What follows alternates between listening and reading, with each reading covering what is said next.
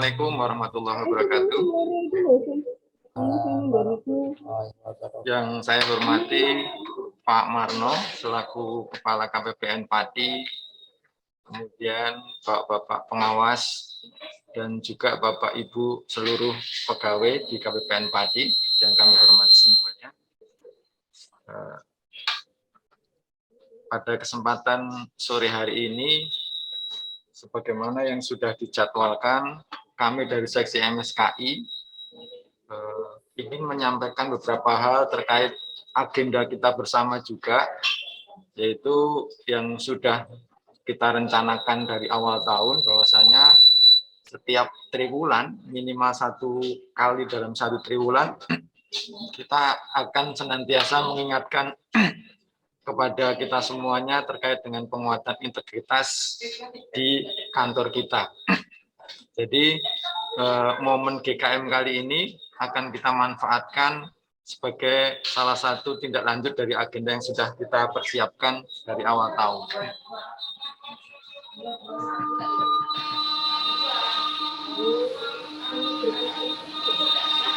Ada yang sudah buka? Bu, ada nopo Ibu? Sudah buka Pak Lamto? Udah buka Pak. Sebentar Pak.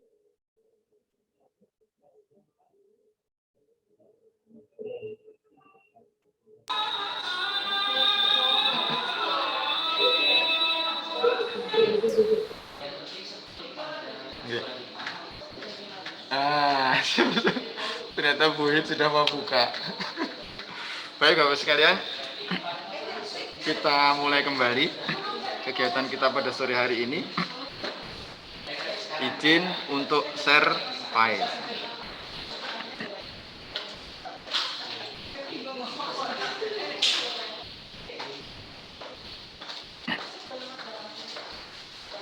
Sudah bisa dilihat Bapak Ibu nggih?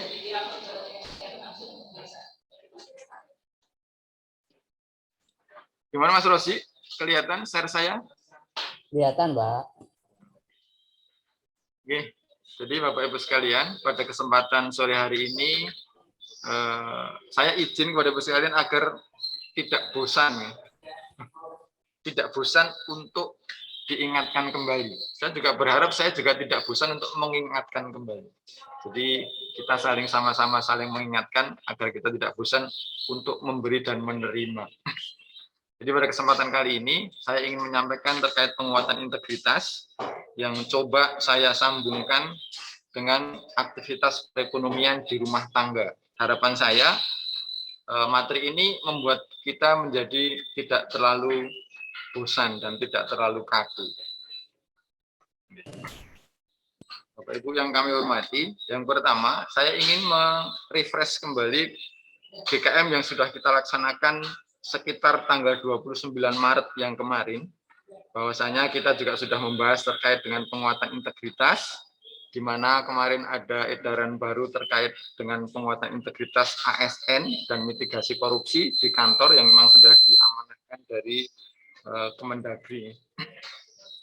Kemarin sudah kita bahas tentang update beritanya, kemudian surat edarannya juga terkait dengan nomor 7 tentang penguatan integritas aparatur negara dalam area rawan korupsi. Nah, yang menjadi latar belakang dari edaran kemarin adalah adanya penerimaan gratifikasi atau suap, kemudian intervensi atau perdagangan pengaruh, kemudian korupsi pengadaan barang dan jasa, konflik kepentingan dalam mutasi atau promosi, pemanfaatan fasilitas kantor untuk serta penyalahgunaan anggaran perjalanan dinas di berbagai instansi pemerintah. Ini yang melatar belakangi. Nah, kira-kira sebabnya apa Bapak sekalian? Jadi ternyata hal tersebut ada hubungannya karena semua itu terkait adanya penurunan integritas dari kita semuanya. Jadi mau tidak mau ya kita juga dianggap sebagai instansi yang terwakili dari latar belakang tersebut. Bukan berarti kita menjudge kita bahwa kita melakukan kecurangan ya, tapi kita juga ini kita jadikan sebagai bahan introspeksi bahwa kita sangat berpotensi untuk sebagaimana yang dijadikan latar belakang dari edaran tersebut, yaitu adanya penurunan integritas dari kita semuanya. Itulah kenapa Bapak sekalian, kita diingatkan terus untuk saling menguatkan. Jadi memang potensi untuk penurunan integritas ini selalu ada kepada kita semuanya. Makanya kita diingatkan terus minimal 3 bulan sekali, kita diingatkan. Tentunya untuk kita seharusnya lebih intens diingatkan terus ini karena kita sering mengikuti kegiatan-kegiatan yang lain. Mungkin yang 3 bulan sekali ini hanya dari kantor, tapi dari tempat lain pastinya banyak sekali. Ketika kita mengikuti kegiatan pengajian, kemudian ada aktivitas kegiatan sosial di masyarakat, rumah-rumah kita, tetangga kiri kanan kita, tentunya banyak sekali hal-hal yang menguatkan integritas kita setiap saat, yaitu tentang penguatan komitmen kita, kejujuran kita, dan juga konsistensi kita terhadap kebaikan-kebaikan yang bisa kita laksanakan. Dan ini juga akan mempengaruhi terhadap perilaku yang bisa kita perbuat karena penurunan integritas. Nah, di antaranya adalah perilaku korupsi. Jadi perilaku korupsi ini adalah sebuah perilaku yang banyak terjadi di sekitar kita, yang kadang-kadang kita sadari atau tidak, tapi ini harus menjadi pengingat kepada kita semuanya, ya, yaitu peristiwa adanya penyalahgunaan kewenangan, kesempatan atau sarana, kemudian juga upaya memperkaya diri sendiri, orang lain atau korporasi, dan juga merugikan keuangan negara atau perekonomian negara. Tentunya ini adalah hal-hal yang melanggar ketentuan atau perundang-undangan dari sisi pidana. Nah, Bapak Ibu, kalau kita melihat tentang perilaku korupsi ini tadi, atau kalau kita melihat yang latar belakang dari terbitnya SE tentang penguatan integritas tadi, ini rata-rata ada kaitannya dengan uang, Bapak sekalian. Ternyata rata-rata ada kaitannya dengan uang. Jadi uang itu ternyata sangat mempengaruhi kehidupan kita dan juga mempengaruhi integritas seseorang. Makanya kita harus bisa menempatkan, Bapak sekalian, terkait dengan uang tersebut. Apakah tentang motivasi dari uang yang kita pegang, artinya motivasi dari kita mencari uang, kemudian bagaimana cara mendapatkan, dan juga bagaimana cara mengelola serta membelanjakannya. Tapi sebelumnya saya mohon maaf Bapak sekalian, saya menyampaikan ini bukan berarti saya lebih tahu, atau saya lebih menguasai, atau saya sudah melaksanakan. Tapi pada prinsipnya ini adalah bagian dari tugas kita bersama agar kita saling mengingatkan untuk kebaikan bersama. Apalagi sekarang adalah di masa bulan Ramadan, saat yang tepat untuk kita saling menyampaikan kebaikan. Nah, saya ingin bercerita Bapak sekalian tentang apa yang belum lama saya ikuti. Jadi belum lama, kebetulan ini pas kemarin memang momen Ramadan, ada sebuah pengajian yang menurut saya cukup menarik ini. Karena ini disampaikan oleh orang yang juga sedikit banyak sudah pernah saya kenal, maksudnya saya ikuti aktivitasnya. Jadi sekitar 1 atau 2 minggu kemarin ada pengajian yang dipimpin atau disampaikan atau narasumbernya adalah Ahmad Ghazali. Kalau Bapak Ibu sekalian sudah pernah lihat, ini saya ingin coba sedikit sharing terkait dengan apa yang beliau sampaikan. Ini juga semoga ada kaitannya dengan integritas. Yang jelas pasti ada ya, karena memang ini ada kaitannya dengan pengelolaan keuangan. Dan sebagaimana judul di depan, bahwasanya pengelolaan keuangan itu akan mempengaruhi sedikit banyak terhadap perilaku kita. Jadi Ahmad Ghazali ini adalah seorang coach dan trainer. Kita menyebutnya coach karena kita sering mendengar istilah coaching, counseling, dan sebagainya. Dia adalah seorang coach dan trainer personal dan juga UMKM. Dia adalah seorang financial planner dan juga penulis buku yang saya dulu pernah membacanya. Saya dulu sangat tertarik dengan buku ini. Judulnya waktu itu Magnet Rezeki. Banyak sekali yang bisa kita kupas dari buku ini, dan juga kemarin belum lama, ya mungkin sudah sekitar setahunan sebenarnya, dia menerbitkan buku lagi namanya Habiskan Saja Gajimu. Judulnya cukup keren, ya. Habiskan Saja Gajimu. Kalau sebagian dari kita kadang-kadang gaji itu kita irit-irit, kita simpen-simpen, kita masukkan ke tabungan. Tapi ternyata di dalam bukunya itu judulnya adalah habiskan saja gaji. Nah, coba saya ikut sedikit sharing apa yang beliau sampaikan. Jadi menurut beliau sampaikan bahwasanya uang itu diciptakan untuk dibelanjakan Bapak sekalian, bukan untuk disisakan. Benar nggak? Kira-kira begitu. Jadi uang itu diciptakan untuk dibelanjakan, bukan untuk disisakan. Nah, Bapak Ibu, memang ada banyak sekali Bapak sekalian hal-hal yang kadang-kadang tidak terfikirkan ya, kecil tapi tidak terfikirkan. Makanya ketika kadang-kadang kita mengikuti kegiatan yang sederhana, kecil-kecil itu kadang-kadang membuka beberapa wawasan yang mungkin selama ini tidak terfikirkan oleh kita, tapi ternyata cukup bermanfaat. Nah, kita coba untuk menyampaikan sedikit. Kemudian dalam buku Habiskan Saja Gajimu, ternyata juga ada beberapa poin-poin yang bisa kita ambil untuk kita jadikan pedoman dalam mengelola keuangan kita. Nah, padahal kan kita ini beruntung sekali ya. Kita beruntung sekali. Kenapa? Karena kita sudah mendapatkan gaji. Kita sudah dijamin oleh pemerintah paling tidak untuk kebutuhan pokok kita terpenuhi. Jadi setiap bulan kita secara rutin alhamdulillah kita mendapatkan gaji dari pemerintah. Cukup nggak cukup itu yang harus kita kelola. Tapi Bapak sekalian, apakah kita sudah sejahtera dengan gaji itu? Nah, ternyata tanggung jawab pemerintah itu adalah memberikan kompensasi sesuai aturan. Yang menjadikan sejahtera itu adalah kita sendiri. Jadi sejahtera itu adalah tanggung jawab dari kita masing-masing. Nah, sekarang Bapak sekalian, mungkin yang jadi pertanyaan adalah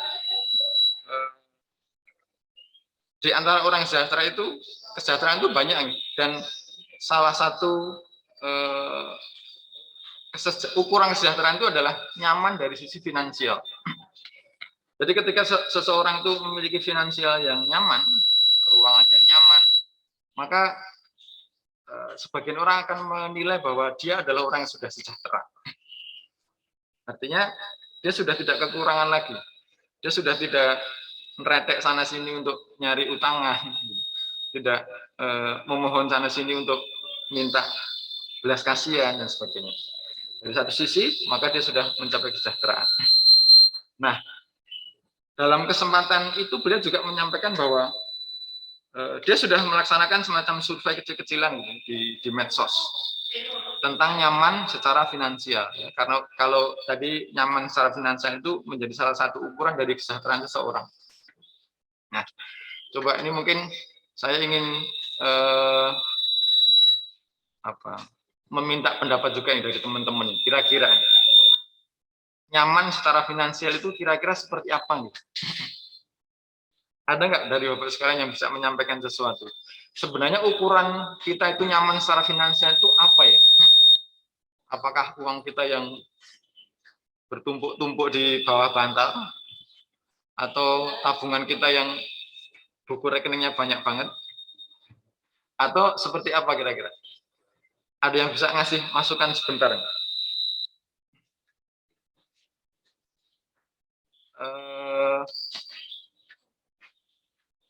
Siapa nih kira-kira yang menyimak ini? Mas Rosi kira-kira nyimak nggak? Gimana Mas Rosi?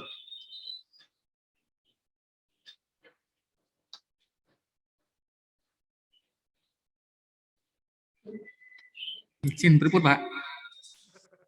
Ini Mas, tadi saya sempat menyampaikan tentang salah satu kesejahteraan seseorang itu, atau kalau kita sebagai ASN itu adalah kita sudah merasa nyaman secara finansial. Jadi finansial kita nyaman. Nah, jadi pernah diadakan semacam survei Mas di sebuah medsos terkait dengan nyaman seseorang secara finansial. Kira-kira Mas, nyaman secara finansial itu ukurannya apa Mas? Apakah karena kita nggak punya utang? Atau uang kita banyak sekali? Nah, menurut Mas Roji, apa nih Mas kira-kira Mas?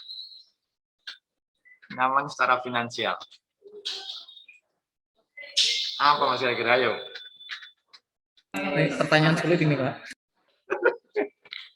Ini secara Karena orang nyaman menurut eh, definisi nyaman orang kan berbeda-beda Pak ya. Ya bisa Ya. jadi bahwa dari si A bahwa nyaman dari sisi finansial uangnya banyak Pak. Tapi dari sisi si B bahwa nyaman dari finansial bahwa tercukupi gitu Pak ya.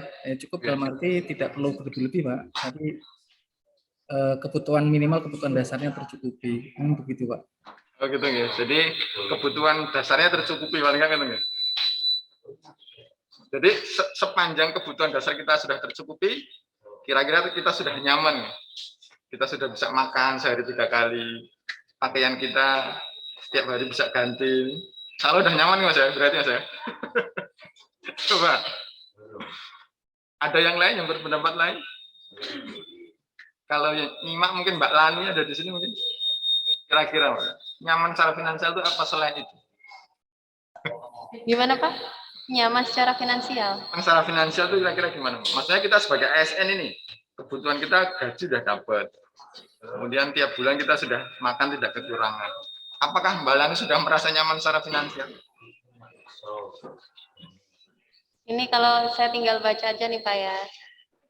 Chat dari Mbak Ati ini bagus nih Pak. Waduh, Mbak Ati. Kalau versi Mbak Ati adalah raduwe utang apa-apa keturutan. Oh gitu. Bisa juga ini Pak. Oh iya siap. Tidak punya hutang, semua keturutan ini. Nyaman nih, kayak sultan nih tadi. Baik. Nah, Bapak sekalian, coba saya share kembali nih. Tadi sudah ada beberapa masukan dari Mas Rosi dan juga Mbak Lani. Ini mengutip dari quote-nya Bu Ati. Saya share kembali.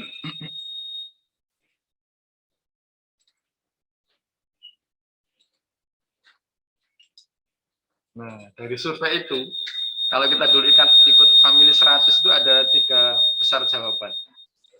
Jadi orang yang nyaman secara finansial itu ada yang merasa bebas membeli apa aja. Tadi sudah disampaikan tadi, Mbak Ati dan Mbak Lani tadi. Kemudian nggak usah kerja lagi. Jadi dia ongkang-ongkang. Artinya mungkin dia semacam punya uang pasif ya, atau penghasilan pasif. Jadi dia nggak ngapa-ngapain, tapi uangnya dapat terus. Mungkin kayak orang-orang yang sekarang lagi ngetren, para YouTuber ini. Dia nggak kerja apa-apa, tapi uangnya ngalir terus. Nah, yang ketiga adalah nggak khawatir dengan masa depan. Dan terbesar ternyata adalah orang yang sudah nggak khawatir dengan masa depannya. Jadi ketika kita sudah merasa aman dengan masa depan kita dari sisi finansial, maka bisa dikatakan orang ini sudah sejahtera. Ini dari hasil survei ya. Dari hasil survei. Jadi ketika orang itu sudah merasa aman, masa depannya sudah terjamin. Kalau PNS misalnya, PNS sudah merasa punya pensiun besok ini. Kita sudah punya pensiun ini. Sudah aman, masa depannya sudah terjamin. Nah, kira-kira itu mungkin sudah merasa sejahtera. Artinya kalau nggak khawatir dengan masa depan itu dari ukuran tadi dia akan mendapatkan pensiun, maka bagian besar dari kita insya Allah sudah sejahtera. Mungkin gitu ya. Nah, ini hasil survei. Nah, berikutnya. Nah, masalahnya Bapak sekalian, ini di pojok kiri bawah, kanan bawah. Ini ternyata 47% karyawan itu mengalami stres finansial. Dan ini yang namanya karyawan itu berarti ketika dia masih aktif. Jadi di antara kita, kalau ini ukuran besar ya, maksudnya kalau dikecilkan di kantor kita, di antara 28 pegawai ini, 47%-nya itu mengalami stres finansial. Kalau diperumpamakan gitu, kalau dikiaskan seperti itu. Artinya yang tidak mengalami stres finansial hanya sekitar 53%. Nah, ini yang perlu kita cari jawabannya. Kenapa seperti itu? Kenapa sebagian besar dari kita, hampir separuh dari kita merasa stres secara finansial? Semoga kalau kita enggak ya, kalau kita semoga enggak, karena insya Allah tukin kita sudah lebih dari cukup, kira-kira gitu. Tapi enggak semuanya seperti itu. Ternyata ada juga walaupun mungkin penghasilannya banyak, tapi dia mengalami stres nih. Mungkin dia setiap tengah bulan sudah kelimpungan, atau ketika mau memasuki tahun ajaran baru dia juga sudah kemut-kemut gitu kan, atau ketika kontrakan anaknya habis di tempat kuliah sana kita juga sudah bingung. Nah, kira-kira seperti itu bagian dari orang-orang yang ternyata sebagian dari kita memang mengalami stres finansial. Karena memang kebutuhan kita banyak. Ya, ada anak yang kuliah, kemudian ada anak yang ikut kursus, dan sebagainya. Pokoknya banyak sekali. Permasalahan tidak hanya satu dan dua. Termasuk sebagian dari kita kadang-kadang merasa stres ketika kita nanti menjelang masa-masa pensiun. Ini yang juga disampaikan oleh beliau. Apalagi kita di keuangan ini tinggi sekali nanti, jegleknya itu tinggi sekali. Jadi antara penghasilan yang sekarang kita terima ketika kita masih aktif, nanti ketika kita sudah memasuki masa pensiun itu sangat jauh selisihnya. Sehingga kadang-kadang itu yang membuat kita stres secara finansial. Walaupun itu sebenarnya secara psikis, tapi ini kadang-kadang membuat kita stres. Nah, ini ada beberapa permasalahan. Nah, ternyata ada beberapa aspek yang bisa dikategorikan sebagai financial planning. Jadi ada 3 aspek di sini. Jadi unsur-unsur yang mempengaruhi keuangan seseorang itu ada 3. Keuangan dalam rumah tangga ya dalam hal ini. Yang pertama adalah faktor manusia. Ya, faktor manusia ini sangat menentukan proses financial planning. Artinya ketika kita dari hasil survei tadi bahwa kesejahteraan itu adalah ketika masa depannya itu terjamin, maka kita harus merencanakan sesuatu. Kita harus merencanakan untuk masa depan kita. Dan yang mempengaruhi yang pertama adalah faktor orangnya, faktor kita sendiri. Karena ternyata pengambilan keputusan keuangan keluarga lebih banyak bersifat emosional daripada rasional. Itu secara pribadi kita, secara pribadi.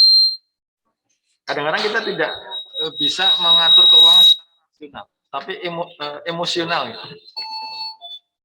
Maka yang bisa dilakukan adalah atur dulu orangnya sebelum mengatur uangnya. Artinya kita atur kita dulu secara kejiwaan atau secara keilmuan, kita coba mengatur sendiri. Yang kedua adalah sistem atau cara. Jadi setiap keluarga itu memiliki strategi yang berbeda dalam menerapkan financial planning, dalam menerapkan pengaturan keuangannya. Jadi sebenarnya tidak masalah benar atau salah, tapi cara mana yang lebih efektif dijalankan berdasarkan sikon dari setiap keluarga, karena setiap keluarga itu memiliki kondisi yang berbeda-beda. Dan yang ketiga adalah alat atau produksi. Jadi ini adalah beberapa produk keuangan yang bisa kita ambil dalam rangka merencanakan masa depan kita. Tapi ini sebenarnya tidak akan terlalu berpengaruh tanpa 2 aspek di depan.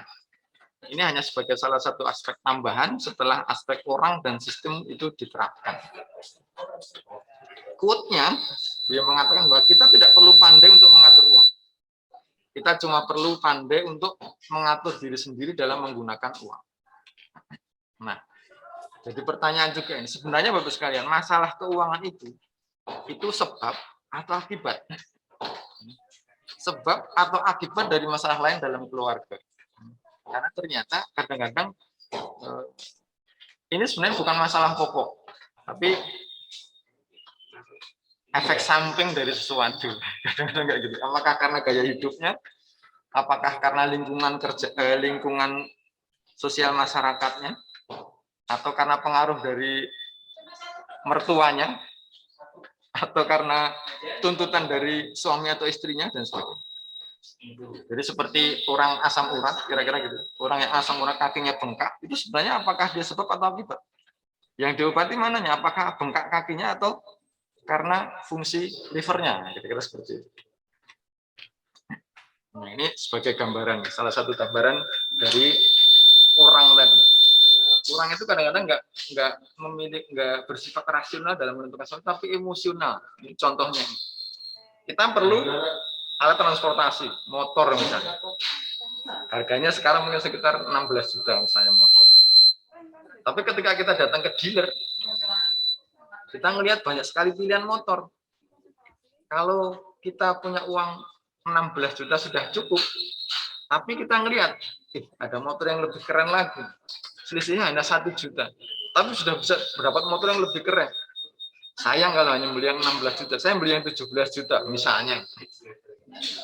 Ketika dia lihat itu, nah ternyata di dekatnya ada juga nih motor yang lebih keren lagi. Hanya dengan nambah 2 juta misalnya, saya sudah lebih maco lagi. motor saya lebih ngejreng, akan banyak dilirik oleh orang, dan jalannya lebih kencang. Nah, kira-kira kayak gitu. Ini salah satu gambaran bahwa kadang-kadang kita ketika menetapkan sesuatu itu berdasarkan emosional, bukan rasional. Rasionya kita hanya cukup membeli motor yang harga 16 juta, motor bebek biasa. Tapi karena kita emosi, maka kita membeli sampai harga di atas 22 juta misalnya. Selisih harga itu kadang-kadang sebenarnya tidak memberikan manfaat apa-apa kecuali kebanggaan tadi, kecuali kesenangan tadi yang sebenarnya hanya sebagai faktor tambah. Ini sebagai salah satu contohnya. Jadi quote-nya adalah menjadi kaya itu penting, tapi terlihat kaya itu sebenarnya tidak penting. Ini yang beliau tegaskan juga, bahwa kaya itu penting, tapi menjadi terlihat kaya itu tidak penting. Jadi kadang-kadang ada di beberapa daerah yang saya sudah lewati, ada beberapa daerah yang menjadi terlihat kaya itu lebih penting daripada menjadi kaya. Dan ini memang benar-benar bisa kita lihat, bisa kita saksikan nih di antara tetangga-tetangga kita. Ketika kita di suatu tempat tersebut, memang menjadi terlihat kaya itu lebih penting daripada menjadi kaya. Jadi kadang-kadang untuk terlihat kaya, dia hutang ke sana kemari. Padahal pada prinsipnya ketika dia hutang ke sana kemari itu dia miskin. Tapi terlihat kayanya lebih penting, makanya dia rela untuk hutang banyak demi terlihat kaya. Kira-kira seperti itu. Yang kedua, setelah tadi dari sisi orangnya atau sisi pribadi kita, yang kedua adalah sistem atau cara. Ini yang disampaikan dalam bukunya yang berjudul Habiskan Saja Gajimu. Nah, dalam buku tersebut ternyata ada beberapa poin yang memang bisa kita jadikan acuan ya, walaupun itu bukan kewajiban secara agama, tapi ini mungkin memang bagus juga ketika kita terapkan. Yang pertama adalah pay your good first. Jadi bayarlah untuk kepentingan Tuhanmu yang pertama, kira-kira gitu. Kalau kita dari sisi Muslim, bahwasanya yang pertama itu penuhi kewajiban untuk religi kita, penuhi kewajiban kita sebagai makhluk Allah, sebagai makhluk Tuhan. Apa itu? Zakat, Bapak sekalian. Ya, zakat. Termasuk yang lain-lain ya, karena di situ ada beberapa hak orang lain yang dititipkan ke kita. Bahkan ada sebuah pengertian yang menurut saya sangat menarik yang beliau sampaikan waktu itu. Jadi begini, zakat itu hanya 2,5%, padahal diberikan kepada kita itu 100%. Apa artinya? Bapak sekalian, jadi sebenarnya seakan-akan kita dijadikan oleh Allah itu seperti seorang kurir. Seorang kurir untuk mengantarkan yang 2,5% ini kepada orang yang berhak. Dan upah kita 97,5%. Luar biasa. Jadi beliau menyampaikan seperti itu, bahwasanya seakan-akan kita diturunkan ke bumi ini untuk mengantarkan yang 2,5% itu dengan ganjaran atau dengan upah 97,5%. Jadi harusnya kita sangat bersemangat untuk mengantarkan yang hanya 2,5% ini dengan upah yang 97,5%. Nah, yang kedua, saving dulu baru shopping. Jadi kebutuhan untuk menabung itu harus lebih diutamakan daripada untuk shopping, untuk belanja-belanja. Belanja-belanja ini diartikan sebagai belanja-belanja yang mungkin di atas sekunder nih, belanja-belanja di atas sekunder tersier. Artinya saving dulu kebutuhan pokok untuk masa depan kamu sebelum kita shopping. Nah, yang ketiga adalah invest right. Invest yang benar itu adalah setelah kita mendapatkan penghasilan. After you get your income. Bukan invest setelah kita mengeluarkan sisa dari income kita, kira-kira gitu ya. Jadi invest yang benar itu sebenarnya adalah setelah kita mendapat penghasilan. Jadi setelah kita mendapat penghasilan misalnya 10 juta atau 5 juta misalnya, maka yang pertama tadi 2,5% keluarkan. Pertama, kepentingan untuk kita sebagai kurir yang apa? Ininya cukup banyak tadi, yang ongkosnya, biaya yang diberikan mereka itu cukup banyak. Yang pertama zakat, kemudian kalau tambah-tambahan silahkan, zakat, infak, sedekah dan sebagainya. Kemudian saving sebelum shopping. Jadi saving, simpanan kita sisihkan untuk tabungan. Dan yang ketiga invest. Jadi ini sebenarnya ada 3 kebutuhan pokok yang harus kita penuhi dan uang habiskan untuk ini. Ya, di sini ada zakat, ada saving, ada invest, dan ada shopping. Jadi ada 4 kebutuhan. Nah, dari sini, nah ini rincian tadi ya. Jadi ada untuk pengeluaran itu perlu kita buat semacam prioritas, skala prioritas. Mana yang kita dulukan? Ada biaya hidup untuk belanja, transport, anak-anak sekolah dan lain-lain. Kemudian ada cicilan hutang. Ketika kita punya hutang ke KPR, kredit mobil, motor dan sebagainya. Kemudian tabungan untuk masa depan. Apakah tabungan, investasi, asuransi dan sebagainya. Dan terakhir adalah kewajiban agama atau sosial, zakat, sedekah dan lain-lain. Nah, kalau melihat seperti ini kan selama ini kadang-kadang kita balik ini. Biaya hidup, hutang, kebutuhan masa depan, kewajiban agama. Maka ternyata ini yang sering kita rencanakan. Kita contohkan kita mendapatkan gaji 100. Hutang kita 30, kita keluarkan dulu. Sisanya 70. Gaji bersih kita 70, maka biaya hidup kita 50. Karena ternyata kita menetapkan gaya hidup kita 50, sisanya 20 yang ditabung. Ternyata ini sebenarnya kurang pas Bapak sekalian. Kalau kita lihat yang sampingnya itu perubahannya sedikit sekali. Gaji tetap 100, hutang tetap 30, gaji bersih tetap 70. Tapi yang dibalik bawahnya, tabungan pindah ke atas, yang sisanya dihabiskan untuk belanja. Ini adalah salah satu benang merah atau huruf tebal atau garis bawah dari buku tersebut. Bahwa sisanya itu adalah untuk belanja. Tapi uang itu dihabiskan memang. Dihabiskan. Tapi ini ternyata membuat efek yang berbeda ketika kita balik. Karena kalau seperti ini, maka orang akan berkurang untuk memiliki gaya hidup yang berlebih-lebihan. Karena biaya hidup itu kadang-kadang ya itu tadi, ketika orangnya tidak bisa ngerem dengan ngerem emosinya, maka dia tidak bisa berpikir secara sehat. Lihat motor yang murah, agak mahal, dan sebagainya. Dia lebih, karena dia punya uang, maka dia ngambil yang paling mahal. Padahal kalau kita balik, kalau dia membeli yang mahal, dia nggak punya. Kira-kira itu. Maka ini sebenarnya bisa kita jadikan sebagai salah satu acuan. Ternyata dengan cara yang ini, maka kita bisa mengerem emosi kita untuk membelanjakan sesuatu, untuk shopping, kira-kira gitu. Kalau ini aset ya, aset produktif, ini adalah pilihan yang ketiga tadi.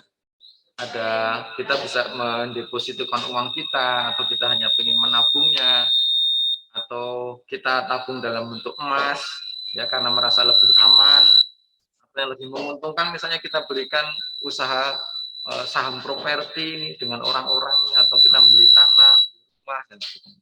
Dan yang lebih menjanjikan keuntungan, misalnya kita bisnis dan pasar modal, tentunya semakin ke atas ini semakin besar resikonya. Tapi sekali lagi yang ketiga ini tentang aset atau alat ini, maka dia tidak akan banyak pengaruhnya ketika yang pertama dan yang kedua antara orangnya dan sistemnya, maka tidak bisa dikelola. Maka ini akan menjadi sia-sia, kira-kira gitu. Nah, kira-kira itu Bapak sekalian, beberapa hal yang bisa saya sampaikan terkait dengan keuangan rumah tangga. Karena yang terakhir dikatakan bahwa modal terbesar dalam berinvestasi itu adalah waktu. Dan penyebab terbesar kegagalan berinvestasi itu adalah menunda-nunda. Jadi kalau kita kaitkan dengan perencanaan masa depan, maka ini bisa menjadi salah satu upaya kita ya, agar kita tidak menunda-nunda berinvestasi masa depan. Maksudnya dengan kita tadi membalik cara kita untuk merencanakan keuangan rumah tangga, maka bisa jadi kita bisa berinvestasi lebih awal, ya, bukan menunda-nunda karena kita merasa sekarang kan saya masih sehat, masih muda, masa pensiun saya masih lama, penghasilan saya masih banyak, maka saya akan menikmati hidup saya dengan men-shopping dulu, baru sisanya akan saya saving. Jadi saya belanja banyak-banyak, beli yang kadang-kadang nggak ada manfaatnya. Nah, maka kalau kita bisa membalik pola itu, maka bisa dikatakan kita sudah menjadi orang yang tidak rugi. Kenapa? Karena kita sudah merencanakan dari awal. Kita sudah berupaya untuk hidup sesuai dengan kebutuhan. Ya, sesuai dengan apa yang kita perlukan. Bukan sesuai dengan emosi kita. Nah, itu Bapak sekalian. Semoga apa yang saya sampaikan ini bisa bermanfaat nih, bisa bermanfaat. Terutama juga bisa mempengaruhi pola hidup kita. Artinya dengan perencanaan yang benar, dengan pemanfaatan yang baik, kita menjadi orang yang ambisinya terkendali. Kalau kata Pak Marno, kita menjadi orang yang berbahagia. Karena kita tidak merasa terlalu memiliki beban berat dalam hidup. Kita tidak menjadi orang yang berapa tadi? Yang 47% dari karyawan yang mengalami stres finansial. Karena kita sudah merasa nyaman, artinya kita sudah merasa nyaman secara finansial, kita sudah nggak khawatir lagi dengan masa depan kita. Ya, kita sudah bisa merencanakan dari awal. Saving kita sudah ada, dan mungkin juga kita sudah bisa berinvest dalam beberapa hal. Yang jelas mental kita sudah kuat untuk menjadi orang yang tidak terlalu khawatir dengan perubahan pendapat yang akan kita terima di akhir masa pensiun kita. Ya, mungkin itu Bapak sekalian, semoga ini juga bisa mempengaruhi kepada pola kita di kantor. Integritas kita juga akan lebih terjaga. Orang yang nyaman secara finansial, maka dia akan menjadi orang yang tidak kemerungsung, dia akan menjadi orang yang tidak terlalu berambisi, dan dia juga bisa menjadi orang yang merencanakan setiap langkah-langkah yang akan dia tempuh.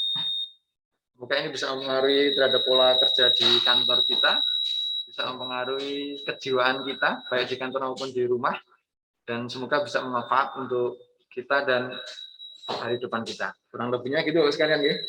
Mohon maaf kalau ada kesalahan dari saya.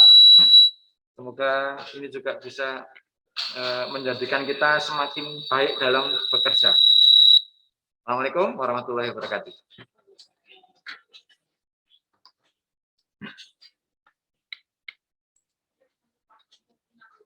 Sampun Bapak.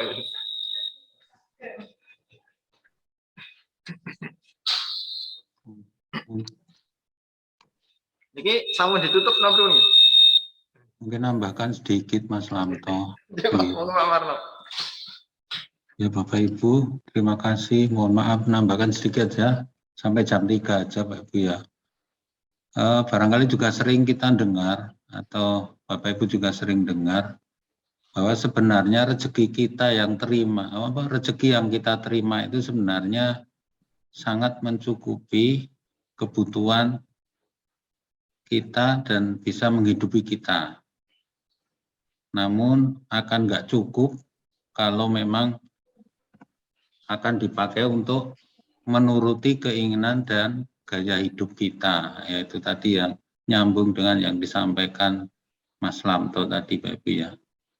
Jadi monggo kita sama-sama atur keinginan dan gaya hidup kita agar rezeki kita yang diberikan oleh Allah ini memang benar-benar mencukupi untuk memenuhi kebutuhan dan memenuhi kehidupan kita.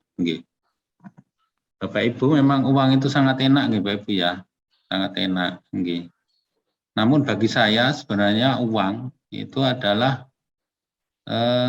nomor 20 gitu ya. Bagi saya uang itu nomor 20 Bapak Ibu ya. Kalau Bapak Ibu saya nggak tahu apakah nomor 1 atau nomor 2, nomor 3, tapi bagi saya uang itu adalah nomor 20. Kalau diurutkan dari sisi apa ya, prioritas gitu ya, atau dari sisi nilai. Nggih. Kalau Bapak Ibu nanya uang bagi saya itu nilainya nomor berapa? Nomor 20. Nggih. Namun nomor 1 sampai nomor 19 adalah duit Pak Ibu ya. Ya. Jadi nomor 1 sampai 19 adalah duit, nomor 20 adalah uang gitu ya. Karena apa Pak Ibu ya? Uang itu enak Pak Ibu. Ya, sama lah. Kita semua ngakui lah uang itu enak nggih. Kita pegang uang 5 juta sama pegang uang 500.000, kira-kira merasa gagah yang mana Pak Ibu ya? Nah, pasti akan merasa gagah dan enak pegang 5 juta ya. Misalnya kita piknik aja, pegang uang 5 juta sama piknik pegang uang 500.000. Kira-kira enak mana Pak Ibu ya? Ya. Pasti ya enak kalau kita pegang uang 5 juta ya, karena mungkin bisa milih transportasinya yang lebih fit gitu ya. Mungkin makannya juga tidak di warung pojokan, tapi mungkin di restoran ya. Bisa beli oleh-oleh yang lebih banyak gitu ya. Mungkin bisa menikmati hiburan yang lebih menyenangkan gitu ya. Daripada kita pegang uang 500.000 mungkin harus mikir dan ngatur gitu. Jadi pikniknya jadi nggak enak. Gitu. Untuk itu monggo Pak Ibu, karena uang itu enak, monggo kita atur keuangan kita, uang yang kita miliki, agar enaknya itu benar-benar kita rasakan. Jangan sampai uang yang enak itu menjadi enek, ya, karena kita tidak bisa mengelolanya. Atau uang itu sebenarnya sesuatu yang enak, jangan sampai uang itu menjadi masalah, gitu ya. Intinya seperti yang disampaikan Mas Lamto tadi, monggo diatur benar-benar uang kita agar kita bisa merasakan enaknya punya uang. Jangan sampai uang yang enak itu malah menjadi masalah bagi kita. Untuk itu monggo diatur uang kita, diatur gaya hidup kita, diatur keinginan kita, agar uang itu menjadi enak dan bisa memenuhi segala kebutuhan dan untuk menghidupi kita. Itu Pak Ibu ya. Dan juga Pak Ibu, ini mungkin juga Bapak Ibu sering mendengar, namun ini saya pikir juga perlu disampaikan, biar tadi yang disampaikan Mas Lamto, biar kita tidak stres karena masalah keuangan, atau stres karena finansial, stres karena uang, sehingga kita menjadi tidak fokus bekerja, tidak disiplin bekerja, melanggar kode etik bekerja, karena kita ada masalah keuangan. Saya ada beberapa contoh teman-teman Pak Ibu ya, itu ya karena kesalahan di dalam mengelola keuangan, sehingga ya mohon maaf, setiap bulan itu padahal gajinya kan besar sebenarnya ya orang keuangan itu ya, tapi setiap bulan dia nyari-nyari sedekah ke teman-temannya ya, karena apa? Karena salah dalam mengelola uang. Contoh yang teman-teman saya itu karena yang pertama Pak Ibu ya, dia itu tergiur dengan investasi yang menawarkan imbal balik yang tidak wajar Pak Ibu ya. Ya, mungkin pada saat investasi pertama ya, katakanlah 1 juta. Oh, bisa balik 2 juta. Terus kita ditawari lagi, Pak, ayo investasi lagi Pak yang lebih besar. Terus kita 2 juta. Kok cuma 2 juta Pak? Buat ayolah 10 juta. Terus karena kita hanya punya uang 2 juta, terus kita untuk bisa invest 10 juta kan berarti kita kurang 8 juta. Karena 8 juta kita utang, ya toh. Invest lagi 10 juta. 10 juta, uang kita 2 juta, 8 juta utang. Terus 10 juta itu masih kembali Pak Ibu, kembali 15 juta, ya toh. Jadi uang kita jadi 15 juta, ya. Tapi kita lupa bahwa uang kita 15 juta itu ada uang sebenarnya 8 juta utang. Tetapi kemudian kita ditawarin lagi, Pak, ayo Pak, diinvestasikan lagi yang 15 juta, kalau perlu ditambahkan lagi 50 juta. Nanti kalau 50 juta akan dapat imbal balik yang lebih besar gitu ya. Akhirnya dengan uang 15 juta kita invest 50 juta, berarti kita ada kekurangan 35 juta. Pasti 35 juta itu kita akan ambil dari utang Pak Bu ya. Kita invest 50 juta, masuk 50 juta. Ternyata setelah kita invest 50 juta, ya investasi itu macet, Bapak Ibu ya. Investasi itu macet, ya. Tidak kembali, uang kita hilang, namun kita punya beban utang. Dan utang itu sebenarnya tidak kita rencanakan, gitu ya. Tidak kita rencanakan, ini nanti nyicilnya dari mana dan sebagainya, tidak kita rencanakan. Karena kita tadi berharap dari imbal balik investasi tersebut. Ya, padahal investasi itu investasi bodong-bodongan. Ya. Akhirnya apa Bapak Ibu ya? Kita terjerat, uang kita hilang. Di satu sisi kita ditambahi beban lagi, itu terjerat utang. Ya.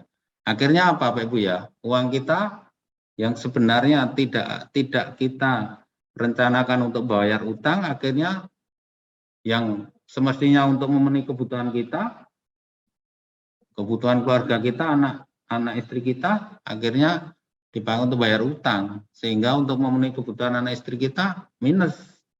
Ya akhirnya kita mungkin mohon maaf ya minta sedekah teman ke kanan ke kiri tiap bulan. Kemudian kita juga sudah membuang harga diri kita, martabat kita. Karena apa? Karena kita salah kelola uang, Pak Ibu ya. Yang kedua, Pak Ibu, yang sering terjadi adalah jangan mudah men-share data diri kita kepada satu link, kepada satu orang, kepada satu perusahaan atau apa yang memang itu kita tidak kenal. Kita tidak yakin akan kapabilitas atau kapasitas dari orang-orang yang minta data diri kita itu. Jadi tolong dijaga betul-betul data diri kita Bapak Ibu ya. Karena sekarang online itu sangat luar biasa berbahayanya kalau kita tidak hati-hati dalam menjaga data diri kita. Karena sudah banyak kasus yang mungkin Bapak Ibu sudah tahu, sudah mendengar bagaimana orang itu ya men-share data dirinya, sehingga data dirinya itu akhirnya dipakai oleh orang yang tidak bertanggung jawab, misalnya untuk pinjaman online.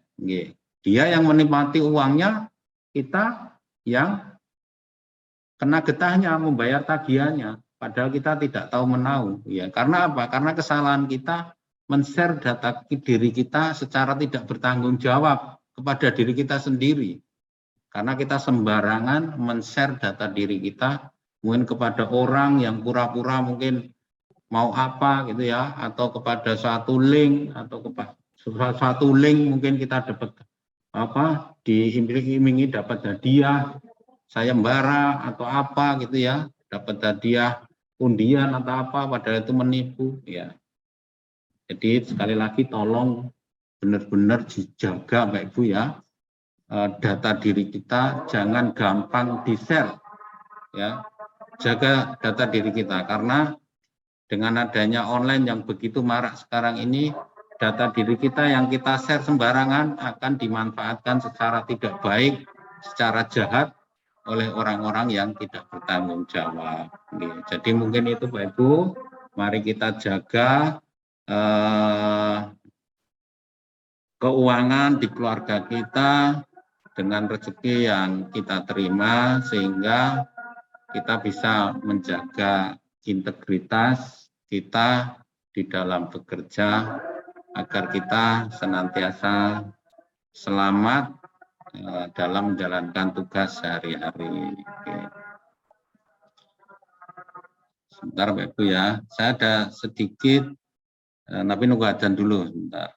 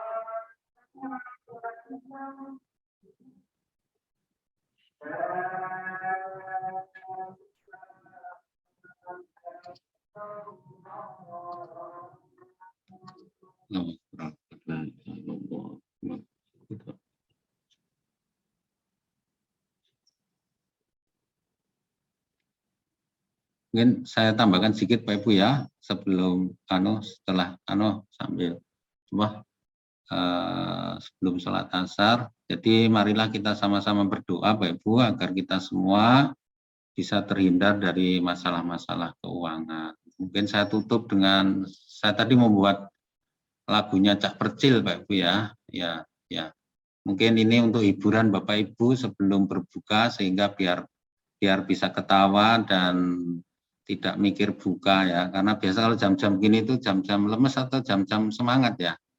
Karena kalau sudah melihat es teler gitu, aduh gitu ya. Jadi ini hiburan Bapak Ibu, tapi jangan diketawain nggih. 1, 2, 3. Yang yuwono tuku trasi, mampir warung ngombe dawet. Ayo konco tolak gratifikasi, demi urip ora ruwet. Nggih, matur suwun ngapunten, saya kembalikan ke Mas Lamto. Karo kata assalamualaikum warahmatullahi wabarakatuh. Mantap. Waalaikumsalam warahmatullahi wabarakatuh. Matur suwun Pak Marno atas beberapa tambahan dan pantun varian lagunya. Diulangi lagi. Radio ora oleh diulangi wong radio. Ya Bapak Ibu semua, demikian tadi acara GKM kita pada sore hari ini. Semoga bisa bermanfaat pada kita semuanya. Kurang lebihnya mohon maaf. Kita tutup dengan bacaan hamdalah. Alhamdulillahirabbil alamin. Assalamualaikum warahmatullahi wabarakatuh.